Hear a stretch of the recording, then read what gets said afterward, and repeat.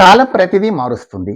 ప్రతిదీ మారుస్తుంది. మరి క్లాసికల్ డాన్స్‌ను గూడా ఏమన్నా మార్చిందా అంటే, అదృష్టం కొద్దీ లేదు. ఎందుకంటే నిజమే కాలం ప్రతిదీ మారుస్తుంది. దాన్ని ఎవ్వరు ఆపలేరు. ఎందుకంటే మార్పనేది కూడా సహజం ప్రతి దాంట్లోనూ. ఎందుకంటే కాలము మనుషుల్ని మారుస్తుంది, పరిసరాలను మారుస్తుంది, పద్ధతుల్ని మారుస్తుంది, అన్నిటిని మారుస్తుంది. కానీ అదృష్టం కొద్దీ మనకు డాన్స్‌లో 5,000 సంవత్సరాల కిందట భరతనాట్యం ఎలా ఉందో అది అట్లనే ఇప్పుడు కంటిన్యూ అవుతా వస్తుంది. ఒడిస్సీ దీనికంటే పాతదని చెప్తారు. మరి అది మధ్యలో పూర్తిగా రూయిన్ అయిపోయింది. అంటే శిథిలం అయిపోయిన తర్వాత మళ్ళా పంకజ్ దాస్ గారు, కేలుచరణ్ గురువు గారు ఇలాంటి వాళ్ళందరూ మళ్ళీ వాటిని బతికించారు. దేవప్రసాద్ దాస్ గారు ఇలాంటి వాళ్ళందరూ దాన్ని బతికించి మళ్ళీ ఇప్పుడు వందల మంది, వేల మంది ప్రపంచమంతా చేస్తున్నారు. అంటే ఇక్కడ క్లాసికల్ డాన్స్ అనేది దాంట్లో మార్పు రాలేదు. మరి మార్పు ఎక్కడొచ్చిందంటే వచ్చింది. ఎక్కడొచ్చిందంటే డాన్స్ క్లాసెస్‌లో మార్పొచ్చింది. స్టూడెంట్స్‌లలో మార్పొచ్చింది. గురువులలో మార్పొచ్చింది. ఆ తర్వాత చేసే పరిసరాల్లో మార్పొచ్చింది. అంతే చేసే విధానంలో మాత్రం ఎలాంటి మార్పు రాలేదు. కొంత డ్రెస్‌లో మార్పొచ్చింది. ఎందుకంటే అంతకుముందు అంత దాని గురించి ఇంకొకసారి మాట్లాడదాము. ఆ డ్రెస్ గురించి. అయితే ఒక విధంగా అప్పట్లో ఏందంటే స్టూడెంట్స్ చాలా హ్మ్. దురదృష్టవంతులుగా ఉండేవాళ్ళనుకుంటా. ఎందుకంటే ఇష్టమున్న వాళ్ళకి గూడా పేరెంట్స్ ఒప్పుకునేవాళ్ళు కాదు. నేర్చుకుంటాము అంటే. ఎందుకంటే దూరం ఉంటే వద్దు. ఎందుకంటే స్కూల్ నుంచి రావాలా. స్కూల్ 5 గంటలకి అయ్యేది ఆ రోజులలో. సో, అయిన తర్వాత మొహం కడుక్కొని ట్యూషన్‌కెళ్ళి అవన్నీ చేసేసి మళ్ళీ 6 అయిపోయేది. మళ్ళీ చలికాలంలో అయితే 6 గంటలకి చీకటి పడిపోతుంది. సో, భయపడేవాళ్ళు. అప్పుడేమంటే అంత లైట్‌లవి రోడ్ల మీద ఉండేవి కాదు. టార్చ్ తీసుకొని వచ్చేసేవాళ్ళు. అలా అంటే కొందరేమో రిస్క్ తీసుకునేయకుండా వద్దొద్దు దూరం కాబట్టి నేను వెళ్ళడానికి వీల్లేదని చెప్పేసేవాళ్ళు. సో, ఇంకా సాకనుకోండి, ఏమనుకోండి అలా ఉండిపోయేది. సో, ఆ తర్వాత ప్రతి చోట నేర్చుకోవాలన్న చోట వాళ్ళకి డాన్స్ ఉండేది కాదు. అంటే ఆ ఊర్లో కాకపోతే పక్క ఊరికెళ్ళి నేర్చుకోవాల్సొచ్చేది. మరి అది కాకుండా ఇంకొక చోటుకెళ్ళి ఎక్కడికన్నా వెళ్లి నేర్చుకుందామా అంటే అక్కడ పోవడానికి, రావడానికి ఈ బస్సులు గాని, ఈ వెహికల్స్ గాని అవి అంతా అవైలబుల్‌గా లేవు. సో, అప్పుడు సొంత వెహికల్స్ ఉన్నవాళ్ళు కూడా చాలా తక్కువ. సో, మరి ఇలాంటివున్నప్పుడు మరి ఎట్లా నేర్చుకున్నామంటే మేమంటే అట్లా కష్టపడి నేర్చుకున్నాం. ఏదో సర్ది చెప్పి, ఏదో చేసి ఇలాంటివన్నీ చేసాం. మరి అప్పట్లో పేరెంట్స్ అంత కోఆపరేషన్‌గా ఉండేవాళ్ళు కారు. ఎందుకంటే ఇప్పటికి నా స్టూడెంట్ పేరెంట్స్ కొందరు వాళ్ళు ఎందుకు వాళ్ళ పిల్లలు చేస్తుంటే వాళ్ళెందుకు ఇంత సంతోషపడిపోతున్నారని ఆలోచిస్తే వాళ్ళప్పుడు నేర్చుకోకపోవటం. అది గూడా వాళ్ళు పెద్ద రీజన్ ఏం చెప్పటం లేదు. వాళ్ళేమంటున్నారంటే, లేదండి మా నాన్నగారు పెద్ద మనిషి ఆ ఊర్లో. సో, మేము డాన్సులు చేస్తే అక్కడ ఒప్పుకోరు. అందుకని మేము నేర్చుకోలేదు. ఇలాంటి చిన్న చిన్న మైనర్‌వన్నీ చెప్పేవాళ్ళు. నాకు చాలా బాధనిపిచ్చేది. కానీ ఆ రోజులు అట్లుండేవి మరి. సో, అంటే ఒక 30 ఏండ్లకి 20 ఏండ్ల కిందటి వరకు 25, 20, 30 ఏండ్ల కిందటి వరకు కూడా ఇట్లనే ఉండేది పరిస్థితులు. తర్వాత తర్వాత మారాయి. ఆ తర్వాత మళ్ళా ఏమైందంటే ఆ తర్వాత పేరెంట్స్ మళ్ళా నేర్చుకోవటం కాకుండా పేరెంట్స్ ఇంట్రెస్టింగ్‌గా వాళ్ళ ఇంట్రెస్ట్ తోటి ఇప్పుడు పిల్లలు నేర్చుకుంటున్నారు. అంటే పేరెంట్స్‌ని అడుగుతున్నారు. చేస్తావా? వెళ్తావా? నేర్చుకుంటావా? ఇలాంటివన్నీ అడుగుతున్నారు. సో, వాళ్ళకి నిజంగా ఎంత అదృష్టమో చూడండి. సో, అలా ఉండేదనమాట. ఆ తర్వాత డాన్స్ క్లాసెస్ అనేది ఆహ్, ఎట్లా ఉండేదంటే ఒక పెద్ద రూమ్ అండి. అంత రూమ్‌కి మించి ఇంకేమీ లేదు. ఆ రూమ్‌లో ఏమీ జరగదు. ఓన్లీ డాన్స్ తప్ప ఇంకేముండదనమాట. ఓ చిన్న నటరాజు ఉంటే ఉంటాడు, లేకపోతే లేదు. గురువుగారు కూర్చోవడానికి కూడా కింద కూర్చునేవాడతను. సో, అలా ఉండేదనమాట. సో, ఓన్లీ అది కూడా రాళ్ళతో ఉన్న రాయి ఉంటది చూడండి. ఆ రాయితో ఉన్న ఫ్లోర్ ఉండేది. సో, వాటి మీద మాకు చేసినా కూడా మాకేం ఇబ్బందిగా అనిపించేది కాదు. మాకేం అసలు ఆ ఫ్యాను కూడా లేవండి. ఫ్యాన్స్ కూడా లేవు అప్పుడు. సో, మాకేం అనిపించేది కదా! చెమటలు పడుతుంటే ఇలా తుడుచుకునేవాళ్ళం గానీ, పట్టించుకునే వాళ్ళమే కాదు దాన్ని. సో, ఇలా ఉండేదనమాట. సో, అట్లా ఉండి కూడా మేము ఎంత నేర్చుకునేవాళ్ళమంటే, అప్పుడు ఏందంటే ఇప్పుడు అప్పుడు ప్రతిదీ స్కూళ్ళల్లో గూడా ఫస్ట్ క్లాస్‌లో 1000 మంది జాయిన్ అయితే, 10థ్ క్లాస్‌కొచ్చేటప్పటికి ఒక 200, 300 మందేమో మిగిలేవాళ్ళనుకుంటా. సో, అట్లే ఈ రామకోటిలో నేను చూసాను. భరతనాట్యం మీకు ఫస్ట్ ఇయర్ నుంచి 4 ఇయర్స్ కోర్స్ ఉండేది భరతనాట్యంలో, కూచిపూడిలో దేంట్లో అయినా గూడా, కథకైనా గూడా. సో, ఫస్ట్ ఇయర్‌లో బోలెడు మంది ఒక 100 మంది జాయిన్ అయిపోయేవాళ్ళు. వాళ్ళు ఫోర్త్ ఇయర్‌కొచ్చే లోపల 20, 30 ఉండేవాళ్ళనమాట. అంటే అట్లా దిగిపోయేవాళ్ళు. కానీ డాన్స్ క్లాస్‌లో మాత్రం అట్లుండేది కాదు. ఎవరైనా ఒకసారి జాయిన్ అయిపోతే వాళ్ళు కంటిన్యూగా చేసేవాళ్ళు. ఇంకొక బాధ ఆ విషయం ఏందంటే అప్పట్లో కొందరు పిల్లలు నేర్చుకునేవాళ్ళు, చాలా బాగా చేసేవాళ్ళు. అయితే వాళ్ళని ప్రోగ్రామ్స్‌కు వాళ్ళు చేసేవాళ్ళు కాదు. ఏందంటే మా నాన్నగారు చెప్పేసారు, "నువ్వు నేర్చుకో అని ప్రోగ్రామ్ ఇవ్వడానికి వీల్లేదని చెప్పారు" అన్నారు. నాకు చాలా బాధనిపించింది. కానీ వాళ్ళెట్లా నేర్చుకుంటున్నారు అని అనిపించింది నాకసలు. ఎందుకంటే ఆహ్, డాన్స్ అంటే ఒకరికి ప్రదర్శిద్దాము, మన టాలెంట్ చూపిద్దాము అని గదా అనుకుంటారు ఎవరైనా. సో, ఇదేంటిది అనిపించిందనమాట. అయితే ఆ తర్వాత వాళ్ళని గురువుగారు ఏం చేసేవాళ్ళంటే ఈ వీళ్ళు గ్రూప్‌లో తీసుకునేవాళ్ళు కాదు. అంటే ఇప్పుడు కృష్ణుడు, రాధ ఇలాంటివుంటే వాళ్ళని తీసుకొని ఎందుకంటే రేపు ప్రోగ్రామ్ ఇవ్వాల్సొచ్చినప్పుడు వీళ్ళుంటారు కదా! కాంబినేషన్స్ కుదరవు. సో, కాబట్టి అలాంటప్పుడు వద్దు వీళ్ళు మాకు అంటే మీరవి చేయకండి అని చెప్పేసి గురువు కూడా వాళ్ళు కూడా కామ్‌గా చేసుకునేవాళ్ళు. ఇలాంటివన్నీ ఇప్పుడు తలుచుకుంటే నాకు చాలా బాధనిపిస్తుంది. అంటే వాళ్ళంత ఈజీగా చేసేసారు ఆ రోజుల్లో. అంత కాంప్రమైజ్ అయ్యారు. ఈ రోజులలో మరి ఎట్లున్నాయి క్లాసెస్ అంటే అది చెప్తాను. ఈ రోజులలో పేరెంట్స్ ఎక్కువ ఇంట్రెస్ట్ చూపిస్తున్నారు. పిల్లలు నేర్చుకుంటారు. కంటిన్యూ చేస్తే చెయ్యరు అన్నట్టుందనమాట. ఎందుకంటే వాళ్ళకి గూడా ఏవేవో చేద్దామన్న ఆశ వచ్చేసింది. అప్పట్లో మా కాల ఉంటే ఆ సినిమాకు గూడా నెలకోసారో, 15 రోజులకోసారో తీసుకెళ్ళేవాళ్ళు. ఇంకా వేరే ఎంటర్‌టైన్‌మెంట్ మాకేం లేదు. కాబట్టి డాన్స్ నేర్చుకుందాం అనేది అక్కడే సరదాగా కలుసుకొని అందరూ మాట్లాడుకుందాము, డాన్స్ నేర్చుకుందాం అని ఉండేది. సో, ఇప్పట్లో అలా లేదు. కాబట్టి వీళ్ళు గూడా ఆ డాన్స్‌ను ఆ పిల్లలు సీరియస్‌గా తీసుకునే పిల్లలు తీసుకుంటున్నారు కానీ వేరే వాళ్ళైతే మా మమ్మీ సరదాగానే మదరేమో సీరియస్‌గానే జాయిన్ చేస్తుంది.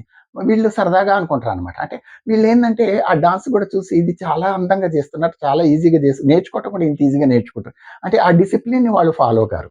అంటే అక్కడ ఎక్కువ మాట్లాడకూడదు. ఎక్కువ అంటే ఇష్టం వచ్చినట్టు మాట్లాడకూడదు. కొంచెం డిసిప్లిన్ ఉంటుంది. సో, నేనైతే మధ్య మధ్యలో బ్రేక్ ఇస్తా. ఇవన్నీ కొంచెం వాళ్ళకి కొంచెం దూరంగా వాళ్ళ మనసులో అని.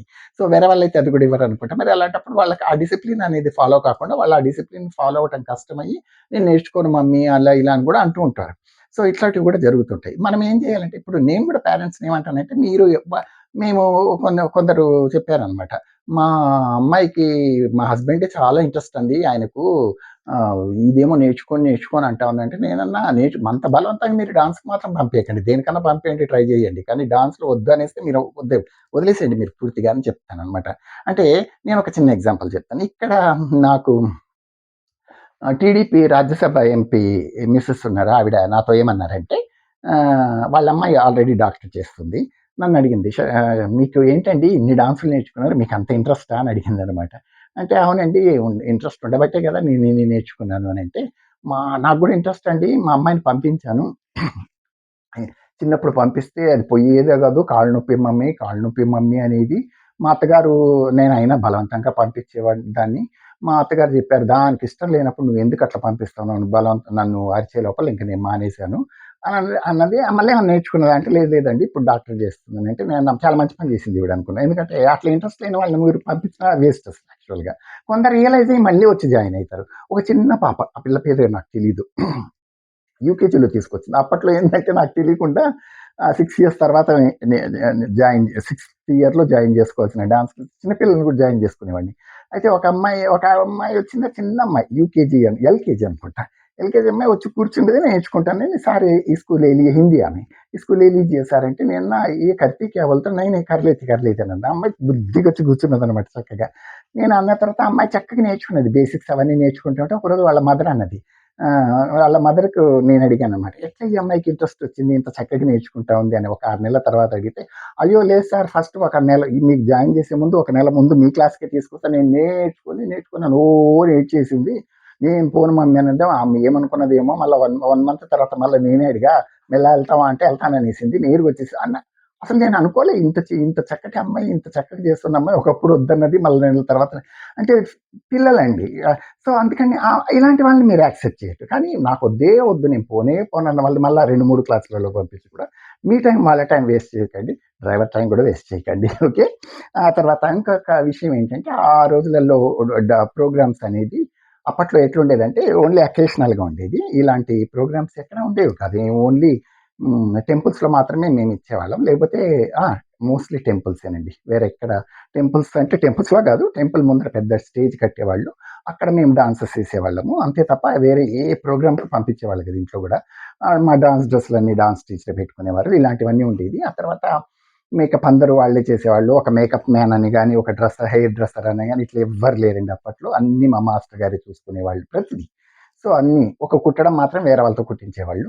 సో, ఇట్లా ఉండేది. ప్రతిదీ వాళ్ళే చేసుకున్నాం. కొన్నిసార్లు కొన్ని ప్రోగ్రామ్స్‌కి మేమే మా సొంతంగా మేకప్ చేసుకోవటం, మేము సొంతంగా హెయిర్ స్టైల్ చేసుకోవటం ఇలాంటివన్నీ ఉండేది. ఇప్పుడు ప్రతి దానికి చిన్న టచప్ కూడా ఒక మనిషొచ్చి పక్కన నిలబడుతున్నాడు. ఇది వీళ్ళ అదృష్టం అనుకోవాలో మరి ఏంటో నాకు తెలీదు. మరి ఎక్కువ అతిగా ఏమంటారో అది మీరే చెప్పండి. సో, అట్లుందేమనుకుంటా. అంటే అప్పటి డాన్స్, ఇప్పటి డాన్స్‌లు మరి డాన్స్‌లో ఏమన్నా మార్పుందంటే లక్కీగా అసలేమీ లేదు. సో, డ్రెసప్‌లో కూడా ఏ మార్పు లేదు. డ్రెసప్‌లో మార్పు కొంత ఉంది. అది ఎందుకొచ్చింది, ఎలా వచ్చింది నేను తర్వాత ఎప్పుడన్నా చెప్తాను.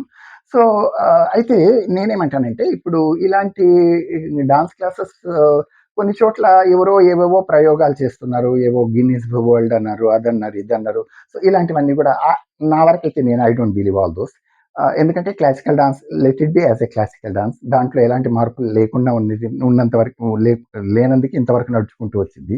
ఇక దాంట్లో ఏమన్నా మార్పులు ఉన్నాయంటే ఇంక అది ముందు ముందు ఇప్పటి వరకైతే యాజ్ ఇట్ ఈస్‌గా చక్కగా అందంగా నేర్పించే వాళ్ళు కూడా చక్కగానే నేర్పిస్తున్నారు. గురువులు కూడా మారారండి. గురువులు ఎలా మారారంటే అప్పట్లో గురువు గారు క్లోజ్‌గా ఉండేవాళ్ళు. నేను కూడా నా స్టూడెంట్స్‌తో ఎప్పుడు క్లోజ్‌గా ఉండను. అంటే క్లోజ్‌గా అంటే నేను వాళ్ళతో నవ్వటాలు, పట్టాలు, లేయటాలు ఇవి లేవు. వాళ్ళని చక్కగా చూసుకుంటాను. చక్కగా ప్రేమగా ఉంటాను.